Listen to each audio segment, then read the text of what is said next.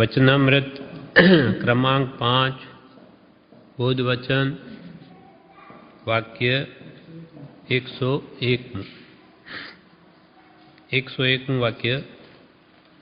महावीरना उपदेश वचनનું मनन करो। महावीरना उपदेश वचनનું मनन करो। કૃપાળુદેવે એમ કહ્યું કે ભગવાન મહાવીરે જે ઉપદેશ આપ્યો તેનું મનન કરો, તેનું ચિંતન કરો, નિધિધ્યાસન કરો। વારંવાર ભગવાન મહાવીરે કહેલા ઉપદેશને વિચારો, કેમ કે સર્વ ધર્મો સંબંધીનું જ્ઞાન મેળવ્યા પછી ભગવાન મહાવીરે એમ કહ્યું કે સંપૂર્ણ સત્ય દર્શન તે જીન દર્શન છે। ભગવાન મહાવીરે કહ્યું તે 100 ટંચનું સોનું એથી 101% સત્ય વાત છે, માં કે એને કહેલી જે વાત છે તેને તમે દ્રઢપણે શ્રદ્ધાનમાં લાવો। ભગવાન મહાવીરે શું કહ્યું તેના વિશે કૃપાળદેવે એક ગાથા લખી છે। 358 પાન ઉપર કહ્યું છે,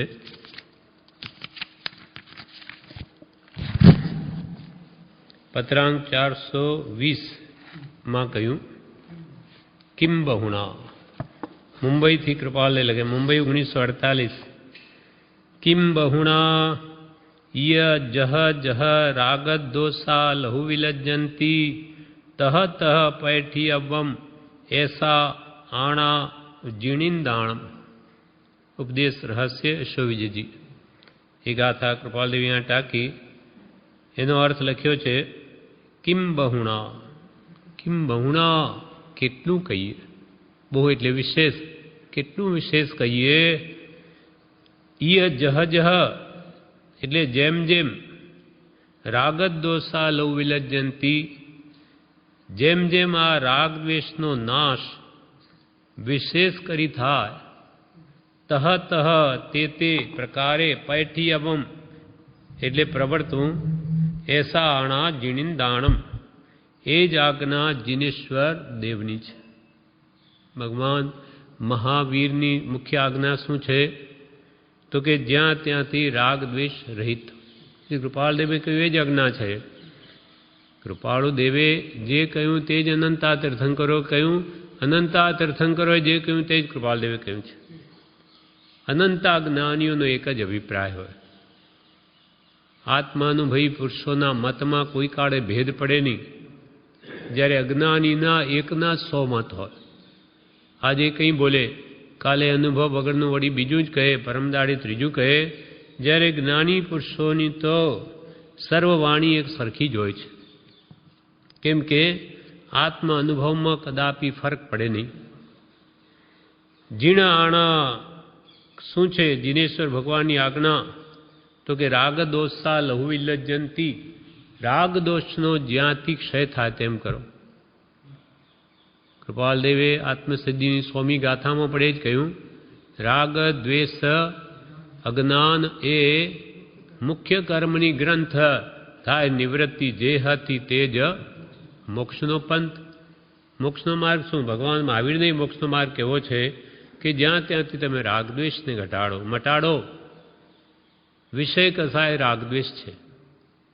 કસાય ભાવો જેટલા બી છે તે ચારિત્રમોમાં આવે એ જ રાગદ્વેષ ઉત્પન્ન કરે છે। કસાય કહો કે રાગદ્વેષ કોઈ એક જ છે। ક્રોધ અને માનના પર્યાય એ દ્વેષમાં આવે, અને માયા અને લોભ તે રાગની અવસ્થાઓ છે। એટલે કસાય ભાવ કહો કે રાગદ્વેષ કોઈ એક જ છે, આ ચારિત્રમો થયો, અને મિથ્યાત્વ છે તે અજ્ઞાન દર્શનમો થયો। કેટલું કહીએ, જેમ જેમ આ રાગ દ્વેષનો નાશ વિશેષ કરી થાય તે તે પ્રકારે પ્રવર્તવું એ જ આજ્ઞા જીનેશ્વર દેવની છે। કૃપાળદેવે 780માં પત્રમાં બી એ જ કહ્યું કે આ દેહે કરવા યોગ્ય કાર્ય તો એક જ છે કે કોઈ પ્રત્યે રાગ अथवा कोई प्रत्ये किंचित मात्र द्वेष न रहे, सर्वत्र समदशा वर्ते, ए ज कल्याणनो मुख्य निश्चय है। तमारे कल्याण करवू तो आ मुख्य निश्चय करो कि आ देह करवा योग्य कार्य एक ज छे, कोई प्रत्ये राग नहीं, किंचित पण। केम के राग ए ज नवा जन्म मरण उभा करे छे अने आ देह प्रत्યેનો राग नवा देह धारण करावे। बीजा देहो तणु बीज, आ देहे आत्मभावना, विदेह मुक्तिनु बीज, आत्मा में आत्मभावना। नवा देह धारण करवाना बीज शू तो कि आ तमारा पुद्गलिक एवा जड़ देह में आत्मबुद्धि, आ जड़ देह तेज हूँ, बस ए नवा देह धारण करावे। ज्यां ज्यां राग त्या त्या जन्म। कोई स्त्री पुत्रादि में राग करे तो तेना पेटे अवतार लेवो पड़े। घर में राग करे तो त्या घरोली थईने फरे, खेतर में राग करे तो त्या डेड़किया अलसिया थवू पड़े। ज्यां ज्यां प्रीति त्या त्या जन्म। तेवी रीते जेनी साथे द्वेष भाव राखे तो तेना घरे जन्म लेवो पड़े। के जेने जेनु मोढुं कोई काळे नहीं जोवुं, तेना घेर दासपणे दासीपणे नाना जंतुपणे शा माटे जन्म्यो? तो कि एवा द्वेषथी तेवा रूपे जन्मવું પડ્યું। તે કેમ દ્વેષ કર્યો કે એનું મોઢું નહીં જોઉં? તો જા તેના ઘરે દાસપણે દાસીપણે નાના જંતુપણે ઉત્પન્ન થવું પડ્યું। એટલે કોઈ પ્રત્યે મહાપુરુષો કે રાગે નહીં કરો, દ્વેષે નહીં કરો, તો શું કરવું? સંભાવમાં રહેવું। જેવા ઉદય આવે સમતા ભાવે વેદવા। કુટુંબનો બી સમાગમ થશે, સગાવાળા પણ મળશે, દુનિયાના કઈ વ્યક્તિઓ સાથે સંબંધ હશે, આવ જાવ બોલચાલ બધા પ્રત્યે એક સરખી દ્રષ્ટિ तो छूटाશે। राग करे तो बंधन, द्वेष करे तो बंधन। એટલે કૃપાલ કે સર્વ આત્મામાં સમદ્રષ્ટિ દ્યો। આ વચનને હૃદય લખો। આ મારું કુટુંબ, આ પરાયું કુટુંબ એ મૂકી સર્વ આત્માઓ છે, સર્વ સાથે એક સરખો વ્યવહાર રાખો તો તમારી મુક્તિ નિશ્ચિત છે। અને એ નહીં કરો તો કંઈ કાળે મુક્તિ ન મળે, જન્મ મરણ થયા જ કરશે। એટલે કૃપાલ કે ભગવાન મહાવીરના ઉપદેશને વિચારો, મહાવીરના ઉપદેશ વચનનું મનન કરો। કેમ કે શ્રવણ એ તો પવનની લહેર માફક। આ બિન ગયું, આ સાંભળ્યું અને પાછું ભૂલાઈ જવાય, પણ મનન કરીએ તો જ આપણા હૃદયમાં છાપ પડે। એટલે કે વિચારો વારંવાર કે ભગવાન તીર્થંકરોએ શું કહ્યું, કૃપાલદેવે શું કહ્યું। જે ભગવાને કહ્યું જ કૃપાલદેવે કહ્યું, એની એ વાત કૃપાલદેવ 491 પત્રમાં કરે છે કે જે ભગવાન તીર્થંકરોએ કહી। તીર્થંકર પત્રાંક 491 તીર્થંકર વારંવાર નીચે કયો છે તે ઉપદેશ કરતા હતા। વારંવાર એક તીર્થંકરની બધા જ તીર્થંકરો એમ કહેતા હતા કે હે જીવો, તમે બુઝો, સમ્યક પ્રકારે બુઝો, મનુષ્યપણું મળવું ઘણું દુર્લભ છે। અને ચારેય ગતિને વિશે ભય છે એમ જાણો, અજ્ઞાનથી સદવિવેક પામવો દુર્લભ છે એમ સમજો, આખો લોક એકાંત દુઃખે કરી બળે છે એમ જાણો, અને સર્વજીવ પોતપોતાના કર્મે કરી વિપર્યાસપણું અનુભવે છે તેનો વિચાર કરો। શ્રીગણાંગ સૂત્રમાં ભગવાન મહાવીરના ઉપદેશ છે। તેમાં કહ્યું કે હે જીવો, તમે બુઝો, બુઝો એટલે બોધ પામો અથવા સમજો, વસ્તુનું વાસ્તવિક સ્વરૂપ સમજો કે તમે કોણ છો એ સમજો, અને શરીર શું છે કે આ બહાર જે દેખાય પદાર્થો શું, તમારું વાસ્તવિક સ્વરૂપ શું એ સમજો। જે સ્વરૂપ સમજ્યા વિના પામ્યો, દુઃખ અનંત દુઃખ પામ્યો। એટલે હવે સમજો કે જેથી અનાદિનું દુઃખ નાશ પામે। હે જીવો, તમે બુઝો, સમ્યક પ્રકારે બુઝો। સમ્યક એટલે સવડી રીતે સમજો, હવે જેમ છે તેમ સમજો। કેમ કે આ માનવ દેહ મળવો અતિ દુર્લભ છે। હજારો ભાવ વ્યતીત થઈ જાય ત્યારે એકવાર માનવ દેહ મળે છે। મનુષ્યપણું મળવું ઘણું દુર્લભ છે।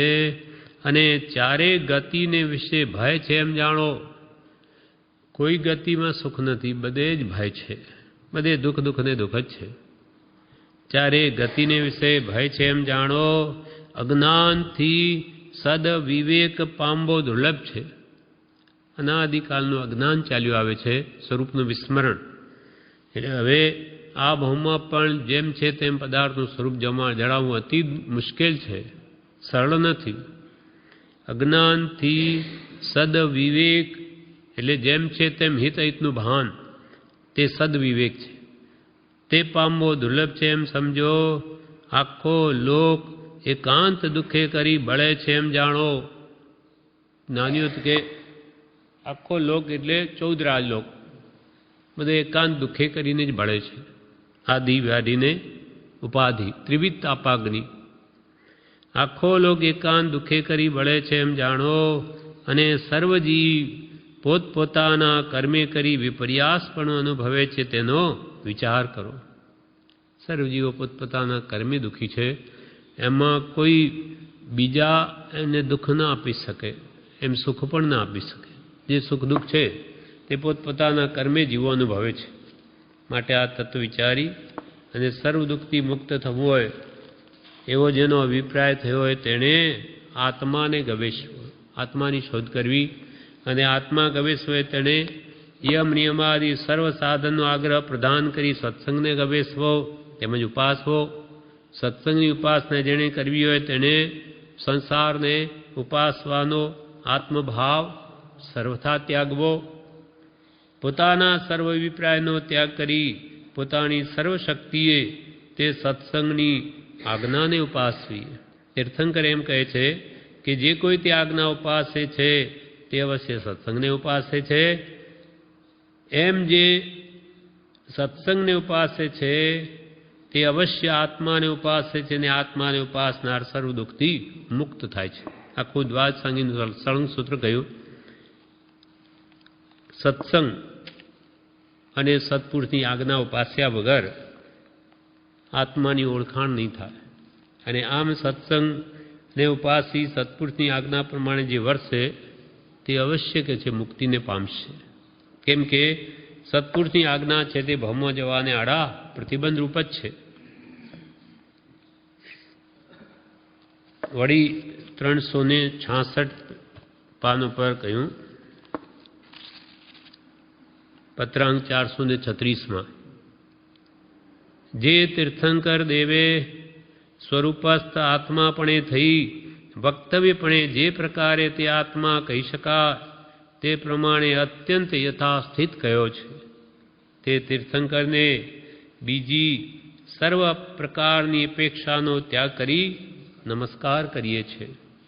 કૃપાલ કે સ્વરૂપસ્થ પોતે થઈ ને તીર્થંકરે જે આત્માનું સ્વરૂપ વક્તવ્યપણે જેટલું કહી શકાય તેટલું, બાકી તો અનુભવ ગોચર છે, એ કંઈ વાણીમાં આત્માનું સ્વરૂપ આવી ન શકે, પણ જેટલું આવી શકે તેટલું તો યથાસ્થિત અત્યંત પ્રગટપણે કહી શક્યા એટલું કહ્યું છે. તેવા તીર્થંકર દેવને કે અમે નમસ્કાર કરીએ છીએ. આ પ્રમાણે એમને જે કહ્યું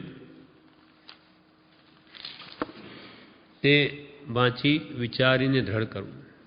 વળી ભગવાન તીર્થંકરોએ કે કૃપાલ દેવે બધો હી કોયો, કોણ બંધાયેલો છે આ સંસારમાં?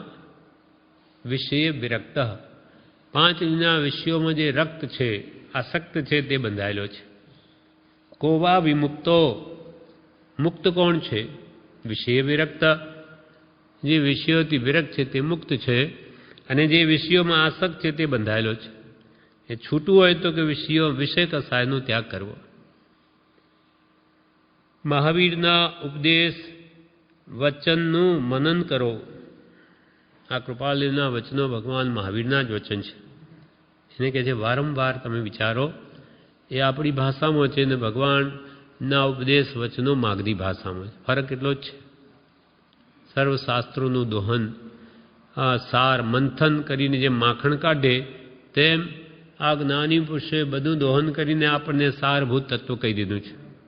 આપણી પાસે હવે સમય ઓછો છે, આ મનુષ્ય ભવના આયુષ્ય બહુ ટૂંકા, એટલે આપણને ટૂંકામાં બધું સાર આપી દીધું. એટલે હવે આપણે શ્રદ્ધા કરીને કૃપાલના વચન પ્રમાણે વર્તીએ તો ટૂંકામાં બધું કામ થઈ જાય એવું છે. આ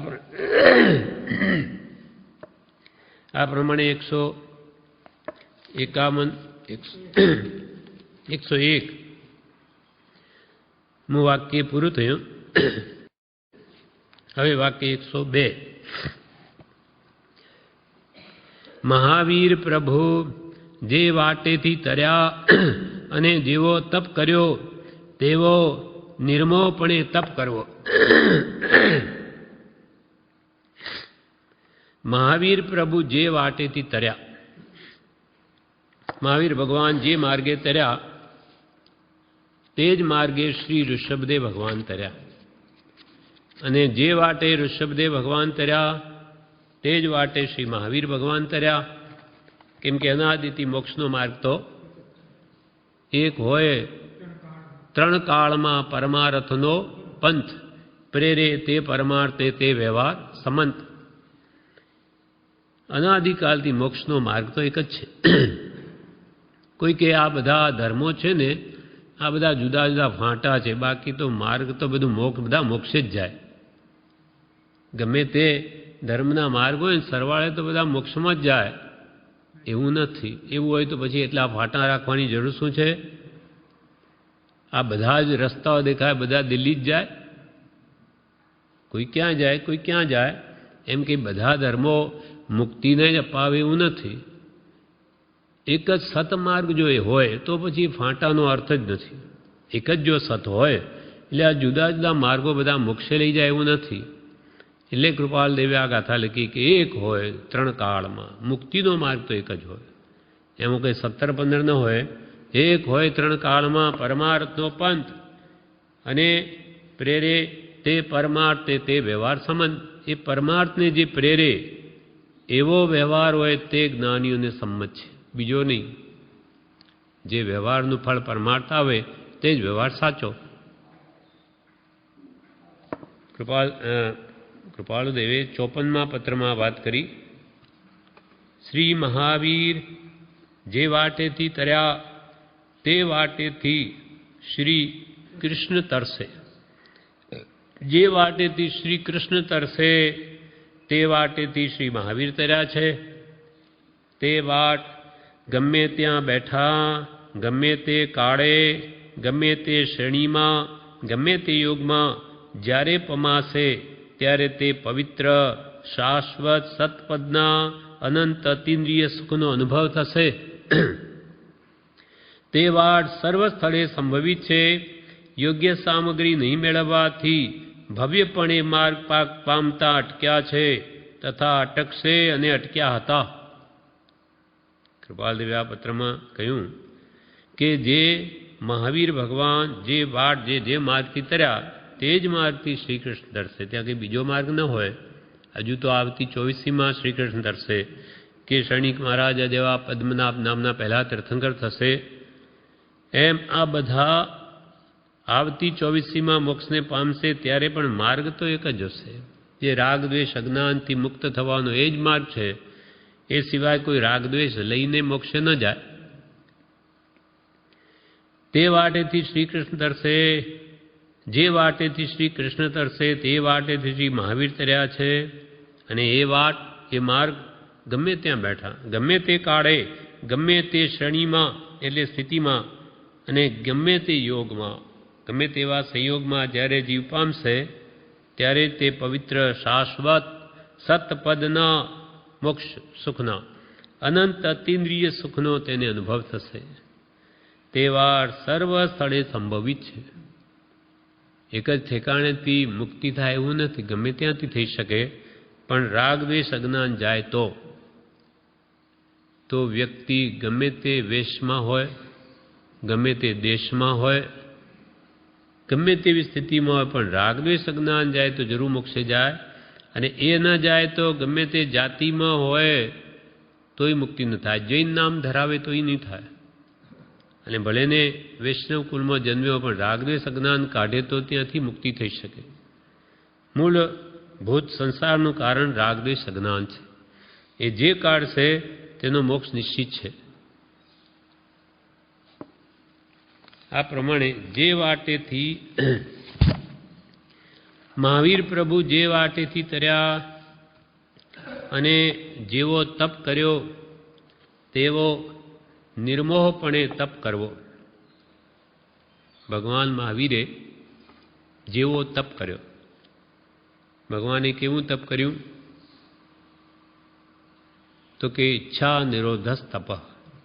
બધી ઈચ્છાઓનો જ નિરોધ કરી દીધો. ખાવાની, પીવાની, સૂવાની, ઊંઘવાની, કોઈ પણ જાતની ભગવાન ઈચ્છા રાખીને સૂતા જ નથી, ખાધું જ નથી. 4-6 મહિનાના 2 મહિનાનો ઉપવાસ કરી અને નહીં જેવા દિવસો 12.5 વર્ષમાં એમને ભોજન કર્યું છે. એ પણ ખાવા માટે નહીં, દેહને ટકાવવા. ઊંઘ પણ ન જીવી, બાકી રાત દાડો પુરુષાર્થ કર્યો છે. એટલે પોતાની સર્વ પ્રકારની ઈચ્છાઓને રોકી અને પુરુષાર્થ કર્યો. તેમ તમે પણ કે જગતની વિસ્મૃતિ કરી અને સતના ચરણમાં રહો, એની આજ્ઞામાં રહો અને બધી ઈચ્છાઓને રોકો, એવું તપ કરો. કેમ કે આપણે જે બાહ્ય તપ કરીએ છીએ એ પણ ઈચ્છા રોકવા માટે જ છે, પણ બહારનું તપ કરી લઈએ અને ઈચ્છાઓ રોકાતી જ નથી. કેમ કે એનો લક્ષ્ય નથી. ઉપવાસ કર્યો હોય તો કેટલો વહેલો દિવસ થાય અને ખાઈએ, લક્ષ્ય એ રહે છે. એટલે અને જેવો તપ ભગવાન મહાવીરે કર્યો તેવો નિર્મોહપણે તપ કરવો. એટલે સમ્યક જ્ઞાનપૂર્વક, માત્ર આત્માર્થે સમજણપૂર્વક તપ કરવો. કેમ કે બધું તપ કરીને કરવાનું શું છે? વિસ્મૃતિ કરવી, ચરણમાં રહેવું. ગમે તે જપ, તપ, ક્રિયા કે શાસ્ત્ર અધ્યયન કરીને પણ એક જ કાર્ય સિદ્ધ કરવાનું છે, તે કે જગતની વિસ્મૃતિ કરવી અને સતના ચરણમાં રહેવું. ચરણ એટલે આજ્ઞા, સત્પુરુષની આજ્ઞામાં રહેવું. બીજું બધું જગતને ભૂલી જવું, જગત છે જ નહીં એમ ગણીને પ્રત્યેક ધર્મ સેવ્યા જવો, લક્ષ્ય આત્માર્થનો રાખવો. અને કે છે નિર્મોહપણે તપ કરવો, કોઈ પણ ઈચ્છા વગર, કોઈ પણ પદાર્થના મોહ વગર. એટલે 8 દ્રષ્ટિમાં કહ્યું છે,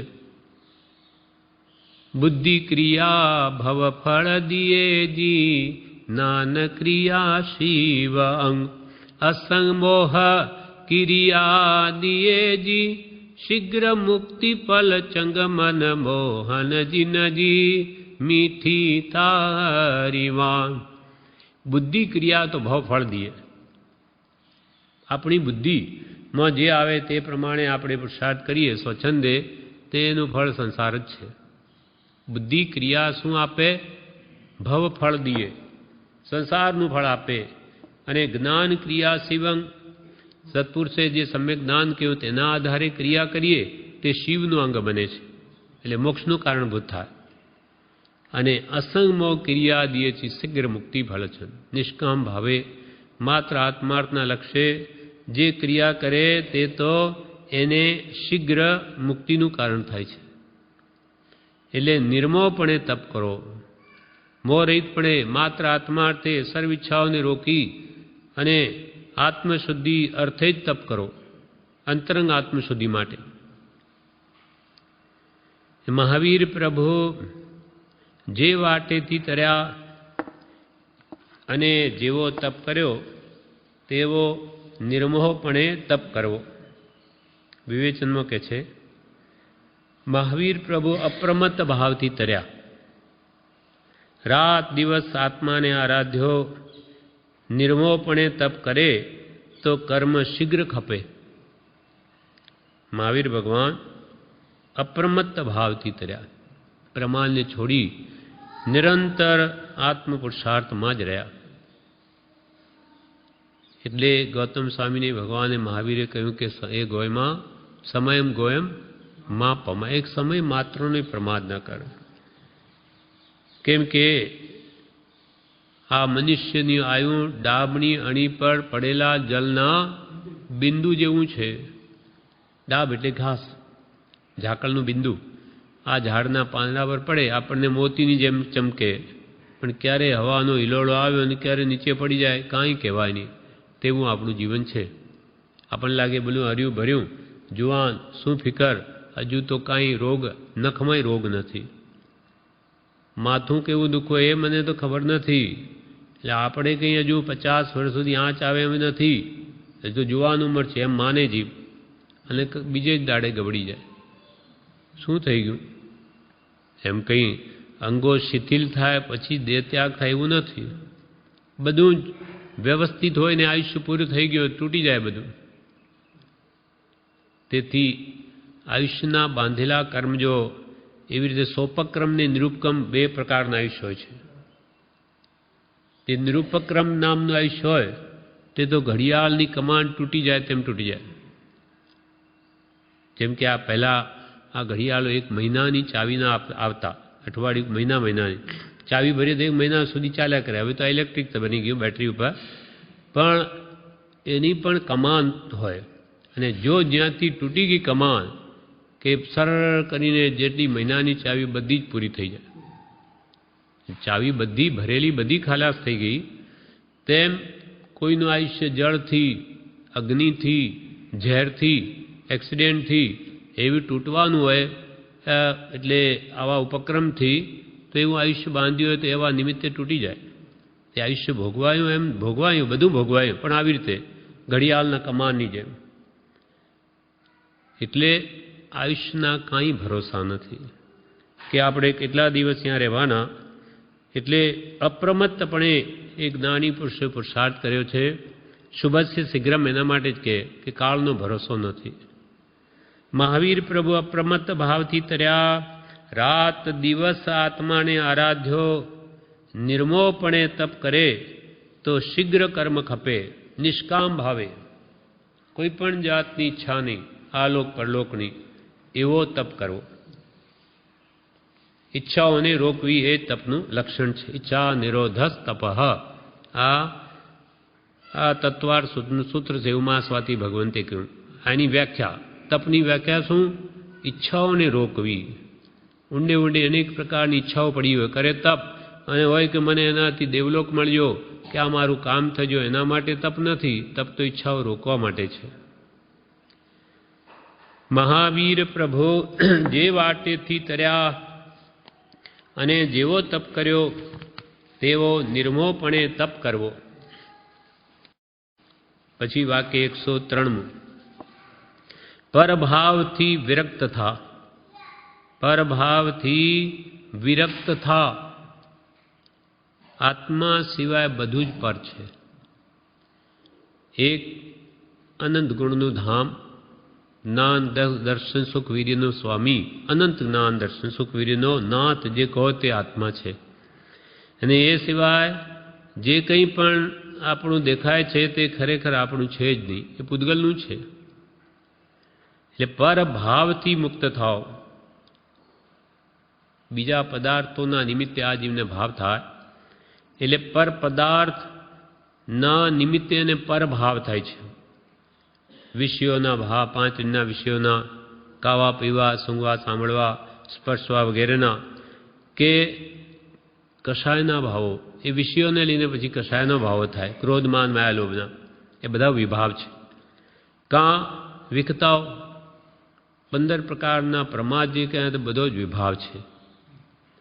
એટલે 5 વિષયો, 4 કષાય, 4 વિકતા, દેશ કથા, રાજકથા, સ્ત્રી કથા, ભોજન કથા, અને નિદ્રા અને સ્નેહ, એ બધા જ પરભાવ છે. માટે કૃપાલ કે એને છોડો, એ તમને કર્મ બંધાવનાર છે અને પરભાવ છે.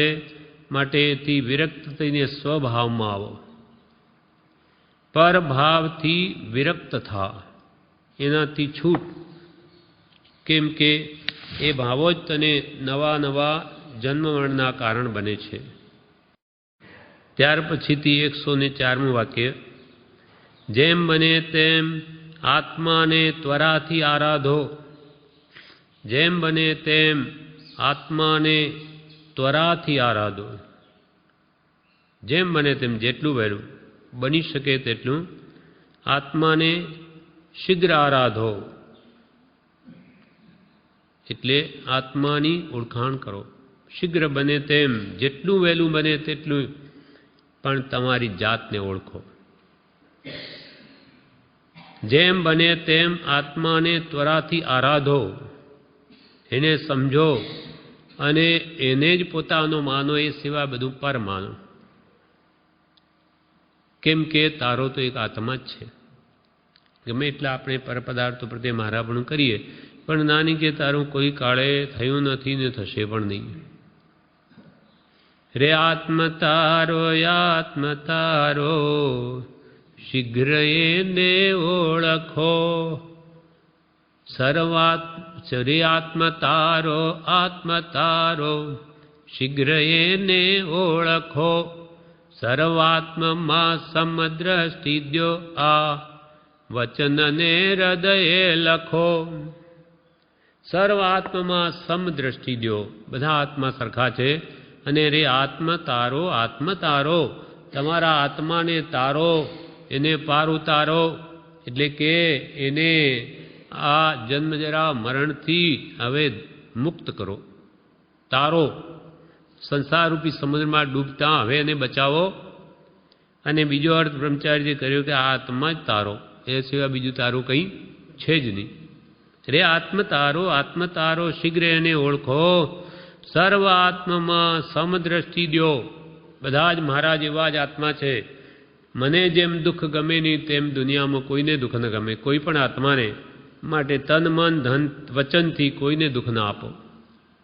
કેમ કે દુઃખ દીધા દુઃખ હોત હે, સુખ દીધા સુખ હોત. આ ભણેની અવરકું તો અપને હણે ન કોઈ. માટે જેમ બને તેમ આત્માને ત્વરાથી આરાધો, શીઘ્રપણે એની આરાધના કરો. કેમ કે જો કાલે આ દેહ છૂટી ગયો તો અનંતકાળમાં જે સ્વરૂપની ઓળખાણ નહીં થઈ એ પાછી થવી દુર્લભ થઈ પડશે.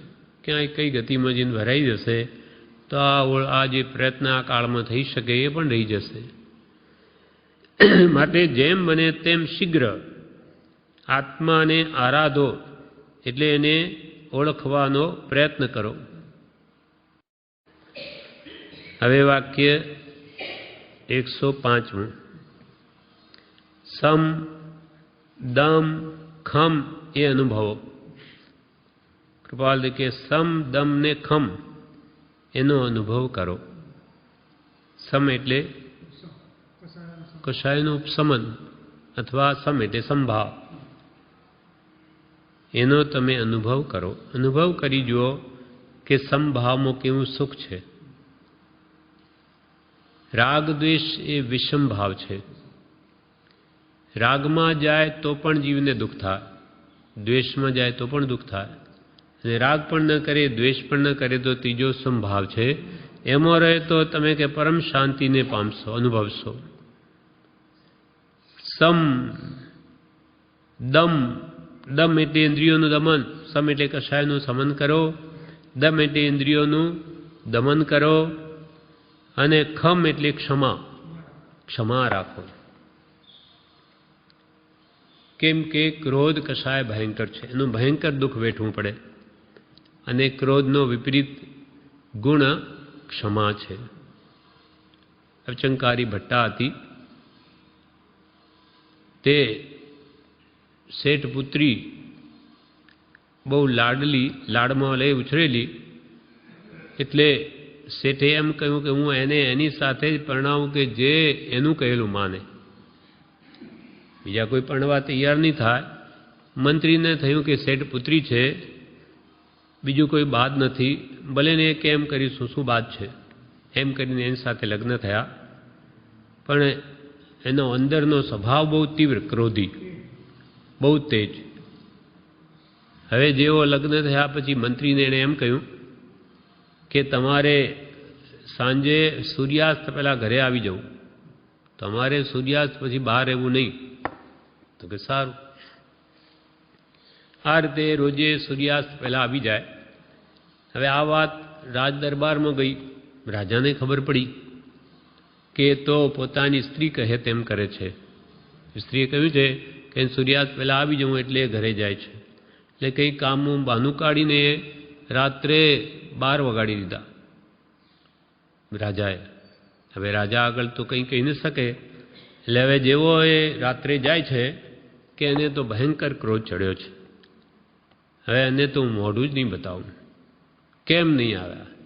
એટલી બધી ભયંકર ગુસ્સે થયેલી એ બેઠી છે કે જેવો એ આવ્યો એવો દરવાજાના પાછળ ઊભી રહીને જેવો એને અંદર પ્રવેશ કર્યો કે એનાથી મોઢું છુપાવીને તો બહાર જ નીકળી ગઈ. પેલો તો અંદર ગયો એટલામાં તો એ તો બહાર. એને એનું ક્રોધના આવેશમાં એને ભાન નથી કે રાતના 12 વાગે ક્યાં જઈશ. દોડી જાય છે રાત્રે મારા બાપને ઘરે જઈશ. અરે પણ રાતના 12 વાગ્યા છે, એ ક્યાં ભાન છે? ત્યાં ચોરોએ પકડી લીધી.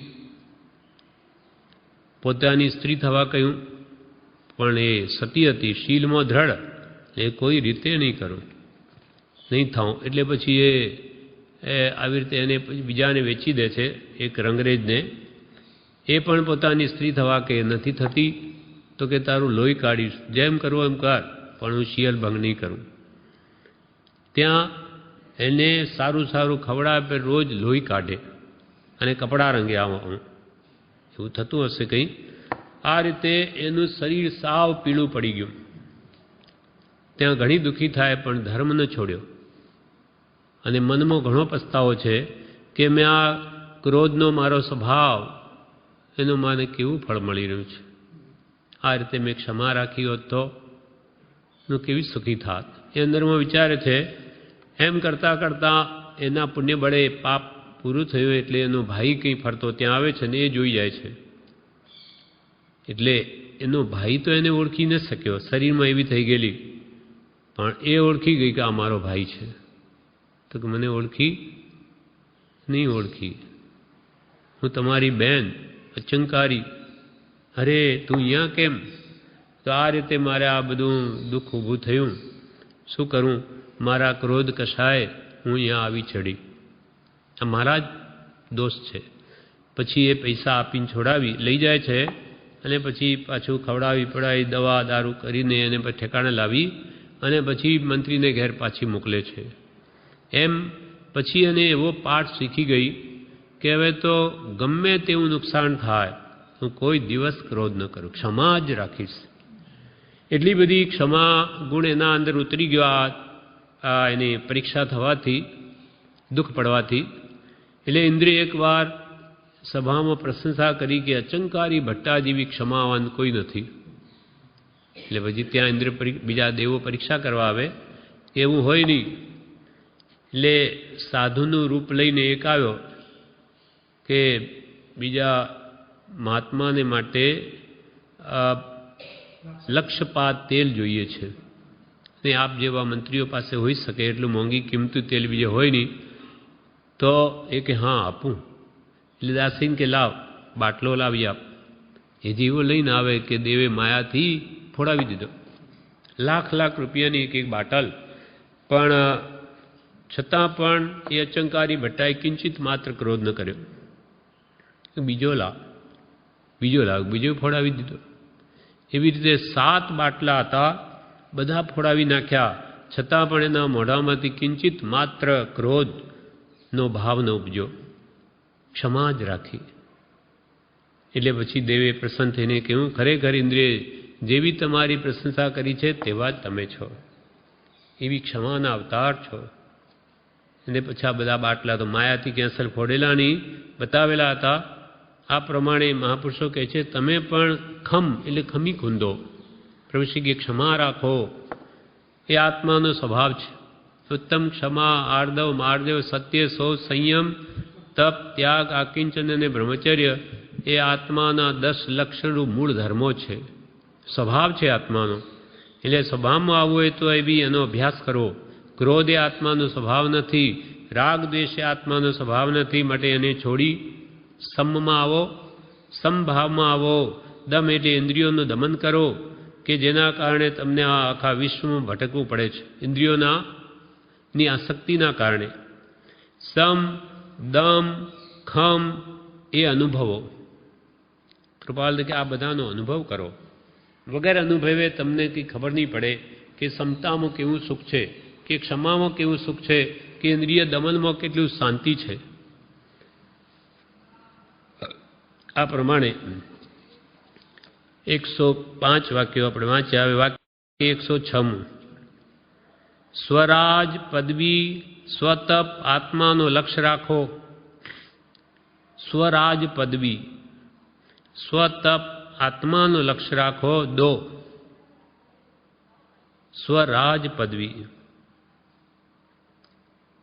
એટલે આત્મા પોતાના સ્વભાવમાં રહે તે સ્વરાજ પદવી છે. પોતાનું પદ શું? તો કે સ્વભાવમાં રહેવું. પોતે સ્વસ્વભાવમાં ને પોતાની રાજ પદવી અને તે જ સ્વતપ એટલે ઈચ્છાઓથી રહિત એવો આત્મા છે. તેનો લક્ષ્ય રાખવો એ સ્વતપ આત્માનો લક્ષ્ય. એટલે મારે મારા સ્વભાવમાં આવવું છે, ઈચ્છાઓથી રહિત થવું છે, એનો લક્ષ્ય રાખવો જોઈએ. અનેક પ્રકારની ઈચ્છાઓને આધીન આપણે હોવાથી ઘણા પ્રકારે દુઃખી થઈએ છીએ. પણ અંદરમાં ઈચ્છા એવી રાખવી કે આ ઈચ્છાઓ મને મૂંઝવે છે, મારો સ્વભાવ નથી, ઈચ્છાઓથી મારે રહિત થવું છે, સર્વ ઈચ્છાઓથી. એટલે સ્વરાજ પદવી એટલે સ્વ આત્મ સ્વભાવમાં રહેવું તે જ પોતાની રાજ પદવી અને સ્વતપ ઈચ્છાઓથી રહિત થવું એ જ પોતાનું ખરું તપ. એવા શુદ્ધ આત્માનો તમે લક્ષ્ય રાખો. લક્ષ્ય હોય તો તે પ્રકારનો પુરુષાર્થ થાય છે તે મેળવવાનો. જેમ લક્ષ્ય વગરનું બાણ નકામું જાય તેમ લક્ષ્ય વગરની ક્રિયા પણ નિષ્ફળ જાય છે. જેમ કે આપણે આ ભક્તિ સત્સંગ વગેરે કરીને શું પ્રાપ્તિ કરવી છે, શું મેળવવું છે? આત્મશુદ્ધિ, સ્વભાવની પ્રાપ્તિ, જેને આપણે મોક્ષપદ કહીએ છીએ, જે અનંત સુખરૂપ છે, એ આત્માની જ શુદ્ધ અવસ્થા છે. કેમ કે મોક્ષ કયો? નિજ શુદ્ધતા, આત્માની શુદ્ધિ એ જ મોક્ષ. સર્વ કર્મ મળતી રહિત થયેલો આત્મા મુક્તિમાં જ જાય અને અહીંયા જ પહેલાં થાય. પુરુષાર્થ બળે આત્મા નવા કર્મ ન બાંધે અને જૂનાને સંભાવે ભોગવી લે તો એ સર્વ કર્મ મુક્ત થયે આત્માનો મોક્ષ નિશ્ચિત છે. મોક્ષ તો એનો શુદ્ધ સ્વભાવ જ છે. એ શુદ્ધ કેમ થાય? એ રીતે પ્રવર્તે તો પોતે જ રાજા, પોતે જ સર્વસ્વ છે. અનંત રિદ્ધિ, અનંત સિદ્ધિ, અનંત લબ્ધિ બધી આત્મામાં જ રહેલી છે. સ્વરાજ પદવી સ્વતપ આત્માનો લક્ષ્ય રાખો. એના વિવેચનમાં કહે છે પોતાના સ્વરૂપે રહેવું એ પણ તપ. સ્વસ્વરૂપમાં રહેવું, ઈચ્છાઓ રોકીને, એ પણ તપ. કર્મને તપાવે તે પણ તપ. સ્વતપમાં સહજ ભાવ શોભે છે. આત્મામાં જ રહેવાનો લક્ષ્ય. બધું તપ કરીને પણ આત્મામાં જ રહેવાનો લક્ષ્ય રાખવો. કર્મને તપાવીને પણ પોતાના શુદ્ધ સ્વભાવ પ્રાપ્તિનો જ લક્ષ્ય રાખવો અને પોતાના સહજ સ્વરૂપે રહેવું એ જ મહાન તપ છે. એટલે બાહ્ય તપ પણ આ અંતરંગ આ શુદ્ધિ કરવા માટે જ છે. એટલે બાહ્ય તપ છે તે અંતરંગ તપ એટલે આત્મશુદ્ધિ પ્રગટાવવાને અર્થે જ, અન્ય કોઈ પ્રયોજન અર્થે નથી. આ પ્રમાણે 106 વાક્યો આપણે વાંચ્યા. વિશેષ આપણે આવતીકાલે